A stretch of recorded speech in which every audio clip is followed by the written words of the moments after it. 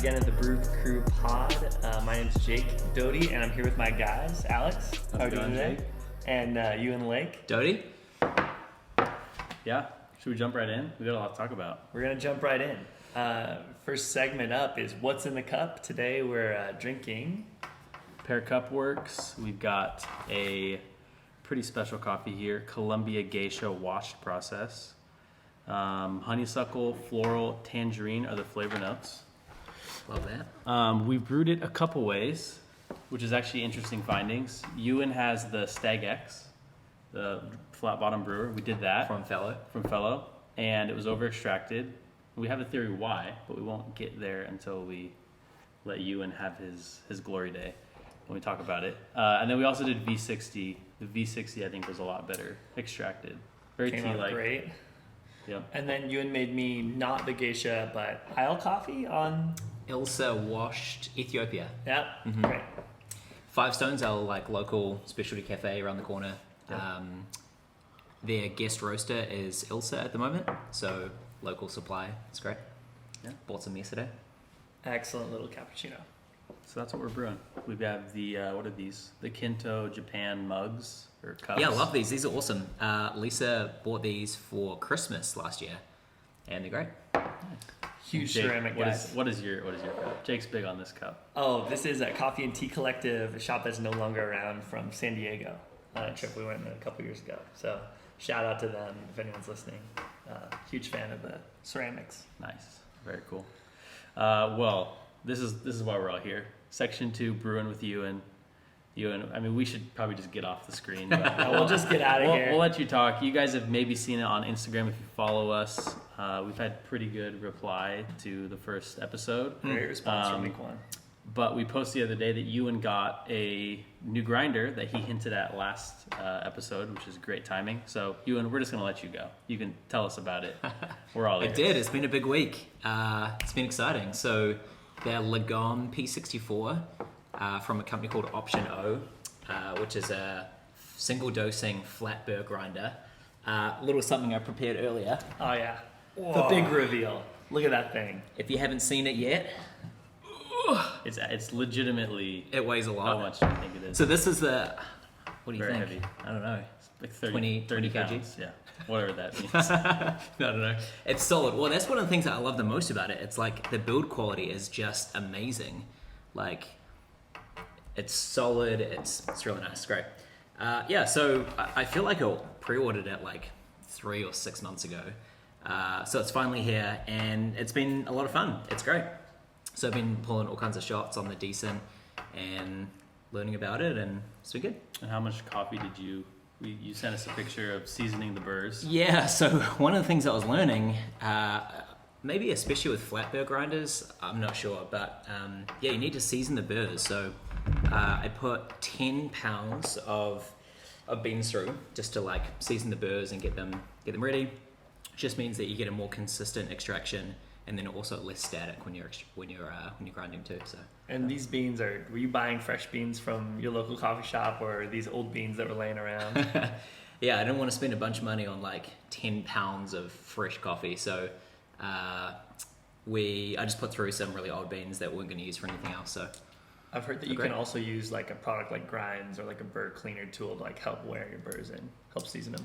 Yeah. But ideally, use actual coffee beans, right? Yeah, possibly. I think so. I think because you've got to put such a volume of beans through to really season them, you probably want to get like, well, I guess like the approach that I was able to do, just get a whole bunch of old beans you're not going to use for anything else. Right. And just run them through. So I take like a plastic bag around the front, and we're just running it through and then stopping to let it cool down. A picture of that. It's pretty funny. So now that it's seasoned, it's doing really well, and I'm getting like the best tasting coffees that I've had at home ever before.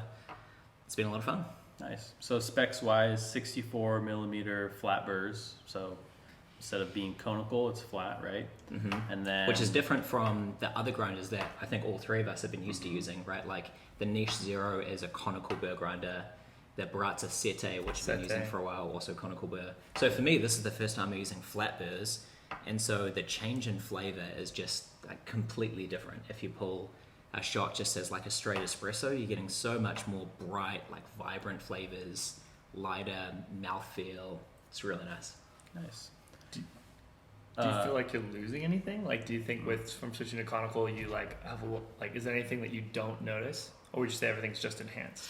It's very much personal preference for sure. Because with a conical burr grinder, you get a lot more like heavier mouthfeel, a lot more body to it, more like syrupy flavors, I think. Whereas with a flat burr, especially with the unimodal, which is the kind of shape of burrs, I guess, or the geometry of burrs, you get a lot less of that. So you get a lot like lighter mouthfeel, brighter, vibrant flavors, which some people like, some people don't like. So I guess it's personal preference. Nice. And it has the wheel on this side. Yeah, that's the other thing. Variable I'm still RPM, right? Mm-hmm. Right. Yeah, so there's a dial on the side here to basically change the motor or the RPM at which the burrs spin. So that's a whole nother variable that I'm like still learning about as well, because I've never had a variable RPM grinder. But I think there's some details in the like that option O recommends about what RPM settings to run for various things. So for espresso, I've been running it at 7 on the RPM, and then so faster RPM. And then for coarser grind, for doing pour over, they recommend running it at a slower RPM, I think, to give more consistent grinds. Right. Yeah. Because you're probably like at a high speed just crushing the beans. This is maybe a lot more fines. So, because you'll probably see in the B-roll that we took, the grinds were actually really consistent. So it was definitely probably attributed to that lower speed. Whereas like if you have the Baratza Encore, really entry level, I don't know how fast that goes, but it's like one speed, I think right? it's a result of like the variable RPM like grinding at a slower RPM, but then also just the flat burrs and the consistency, I guess, of that extracting. So the grinds are like a lot more consistent, which is great for extraction, because obviously like for people that are still learning about the difference in quality of grinders, right? Something on a lower end, you're going to have a lot more variance in the size of the grinds that you're getting. And so for the smaller grinds that come out, those will be a little bit over extracted and taste a little kind of bitter. And then if it's the like big pieces, the big chunks, those will be a little under extracted. And so you get this kind of weird mix of flavor. So the better in quality of the grinder, the more consistent the grinds that come out, and in turn the better tasting coffee you get. It's kind of would you say that's like an accurate description? Yeah, like how many grinders do you know that have an RPM setting? Certainly nothing at the low end of the spectrum cost-wise. Funny enough, my Encore and my kettle are on the same circuit, right? So when I have my kettle heating up and I throw stuff in the Baratza Encore, I flip it on, the power draw actually lowers the RPM of the Encore. And I'm like, maybe I'm onto something here. There's gotta be some sort of variable. Like a voltage mod that reduces the RPM. But yeah. Because then I'll like notice, wow, it's grinding really slow, and I'll turn off the kettle and it's like, It ramps back up. Yeah, ramps back up. It's actually, just works out perfect, because if you're heating water, it's probably for the pour over anyway, versus when you're it's the poor grinding man's Lagone. Share a circuit, probably variable RPM. Older apartment. electricity. Yeah. So Jake, you then got the niche. Yeah, so I swooped in like any good group of coffee community of friends and bought Euan's old niche off of him. Luckily, it came pre-seasoned, which is a perk I didn't anticipate, and has drastically rocked my workflow, right? I've gone from a hopper, sete, much louder machine. That's the other thing that you get with the lower end of the cost spectrum is a lot louder grinder. The Lagome, for instance, is like the loudest. It's actually running now. Yeah, it's running right now. Can you guys hear that on the mic? Probably not. Literally soundless. It's So I'm amazing. interested to talk about this, because last time we were talking about the benefits, or the difference, I guess, in workflow of single dosing. Now that you've changed to the niche, which is a single dosing workflow, how has that been? I've been through it, man. So the first day was an adventure for me, because I want simple, least amount of steps possible. How can I get from waking up in the morning to coffee in my hand? My previous, 2-minute, 3-minute setup, get it done with workflow has been wrecked. So now I'm gonna need to weigh out. I take the dosing cup and I'm weighing out each shot, grinding. Got the grind all dialed in, and then the static from the grounds coming out I've kind of sprayed. So I got a dosing ring wasn't quite good enough, then I actually went back to the workflow you recommended where you dose straight into the cup and then flip that into the portafilter. But now I'm even using borrowing a puck rake to even break up the clumps. It's really added. It's getting deep in the workflow. Oh, we're really close. in it now. We almost have Jake on a single dosing workflow. We're so close. I'm definitely trying it out. Yeah, so I'm playing around with that versus dosing straight into the portafilter versus do I need to puck rake or not? Do I need to use a distributor tool or not? So overall, happy? Overall, super Going back happy. to the Sete? When I take Happy? the time to dose, rake, distribute, tamp, I'm getting a much cleaner cup of coffee. Nice. Yeah. And when I pull out the puck afterwards, there's no channeling. There's no. I found with the Sete that unless I did a ton, like really meticulous work on the front end, I was always going to see channeling. Like if I tried to pull a quick shot. It does clump a little bit. Yeah. Yeah. So definitely really pleased with it, but doing everything I can to remove steps from the workflow. Well, that's interesting. I think like one of the other things that we were going to talk about today around single dosing was like it seems like in the last 2 weeks I think since we last recorded, there's been so many announcements and developments in the grinder world from various different companies, either of like updates to existing grinders or new grinders that are announced that are a work in progress that are coming. I know you were really interested, especially in one of the new Baratza grinders. You want to talk about that?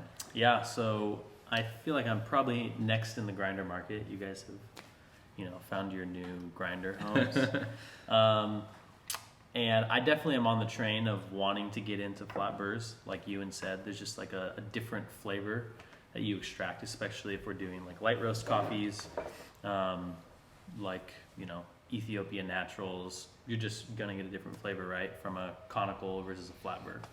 So I've been like looking at that.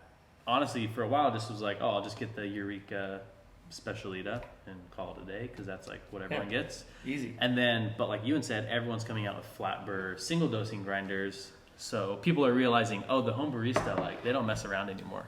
And so Baratza just announced their new version of the Vario, which is interesting because I had this perception that the Vario was like kind of like the cheap, like you couldn't afford the Forte. Right. And it's just like, because they have this chart on their website that has like stars next to like, how are you brewing? Like if you're doing espresso, like each grinder is rated stars, with like the Forte being 5 stars. And then the equivalent of conical burrs is the Sete is like 5 stars in espresso. So I feel like in my brain, it kind of set this like expectation, the Vario is kind of just like, you're settling. But there's been a lot of talk, and I didn't even know, like the Home Barista Forum is like all about the Vario and modding it. So this grinder was in response to people essentially replacing the internals with like a steel actual like grinding chamber and all this stuff that's on the Forte. And I think they're calling it like the Variorte or something. It's like this kind of zombie grinder. Right. People were DIYing. So they were like, hey, let's just help people and do it for them. So they came up with the Vario, the Plus and the W Plus. The big differences being the W Plus has steel flat burrs, and then it's weighted. The weighted basket. But it's kind of complicated because you can't like single dose into a portafilter. Right. So that's definitely more of like if you're brewing like for a filter, that's probably going to be the one you get. But the Vario Plus has optional kind of attachment that you can put your portafilter into. That's not weighed. Right, but not at weighed. least You it can will grind straight into dose. it. Yep. The only downside, and I don't know why they did this, is it uses ceramic burrs, which for espresso you don't really want. So if you want to upgrade to steel, which you would inevitably have to, it's like $50, $60 to do that. So it kind of puts them at the same price. But if you're doing espresso, you have to do the Plus. And that's right in line kind of with all the other flat burr grinders that are kind of in that range. So there's that now. So I was thinking, like, grinders I would get the X54 by Malkonig, which is like $900, so it's significantly more. You're probably paying for the brand there a little bit, but they both use either the same or I've heard slightly different Ditting burr sets, which Ditting essentially makes like really high quality, like you see them in cafe burrs. Right. So they're just slightly smaller, So I kind of figure it as Baratza's local, right? They're here in the So cool. They're area. like 10 minutes around the Yeah, corner. I from literally us. went. The customer support. Yeah, customer support is like A1. huge. So I'm kind of like weighing all these Yeah. options. Even the Eureka single dosing, it's cool, but I'm like, they're in Italy. Whereas this grinder breaks, I can send an email and go pick up a part same day, and I'm Totally. like back and running. So The other thing that I always, Baratza's kind of created this, I don't know if it's even intentional, but like a DIY culture. Like they want you to Kind of a mod modding the community. shims and the Yeah. different like components, upgrading burrs, upgrading hoppers, whatever. They want you to kind of tinker with it, whereas I feel like the other options you're considering are kind of as is, built, purpose built for what you need, Right. and definitely a little bit more expensive. yeah, I think Baratza also, if you do go down the route of modding, like let's say you put on Right. the Encore, you can replace the burr on there, like the conical burr, and you mess it up, you can ship it back to them, or if you're local, bring it to them, and they'll kind of do like a reset for you. Right. So like if you mess it up, you're like, oh, now I can't use a grinder. Like they'll actually, it's cool that they take the approach of like, hey, you tried, like good job.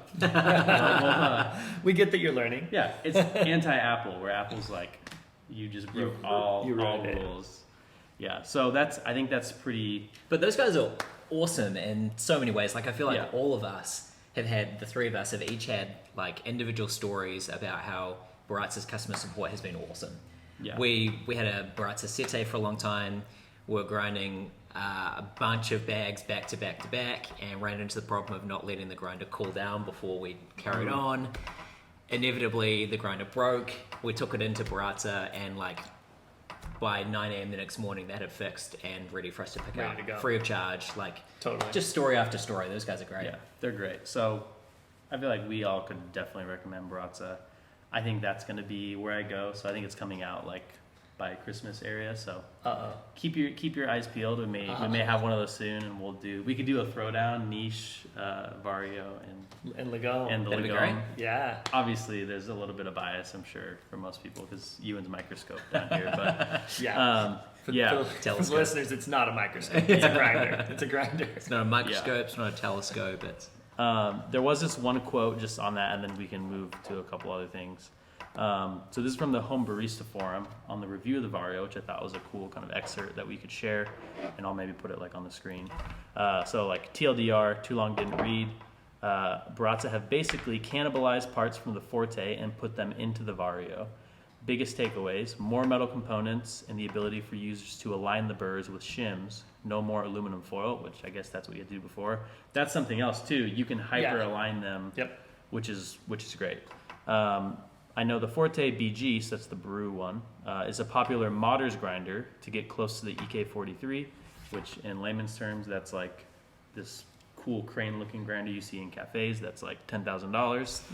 The gold standard. Yep, the gold standard. Get close to EK43 levels of grind consistency, so it's great Baratza paid attention to that and decided to implement a more user-friendly option to do so.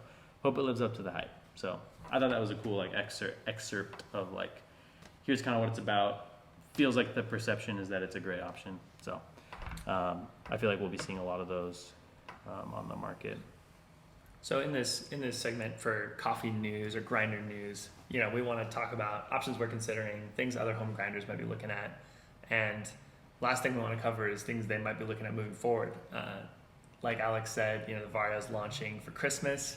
Mm-hmm. What else is coming out for Christmas that you might want to get a loved one? You feel like Euan should take this because we saw it, but I didn't actually watch the video. So Akaya, who does the scales, has a new grinder that I think they're building, but in partnership with Weber Workshops, who make a similar grinder to this in a way. Yeah, that's right. So one of the other news announcements that happened this week was, to your point, a company called Akaya launched a collaboration product that they're working on with a company called Weber Workshops. Weber Workshops make some really high-end, amazing coffee equipment. I've got a set of their bean cellars for single dosing, like bean storage. They make a grinder called the Weber EG1, amazing single dosing grinder. So they announced a collaboration with Akaya to also bring out a 64 millimeter flat burr single dosing grinder that has a similar kind of aesthetic or design to Weber Workshops EG1. Looks like a really interesting grinder. I think they're still I think working out a lot of what the product's going to look like, which is kind of interesting. So they've announced it really early. I think they're looking to get feedback and various things kind of involve the community, which is kind of interesting. It'll be app connected, right? In a way. I'm not sure. I think I might have read that somewhere. Okay. But that might be their goal, because you can app connect. Like Jake, anytime he's brewing on his Acaia scales, he's connected to the phone. Yeah.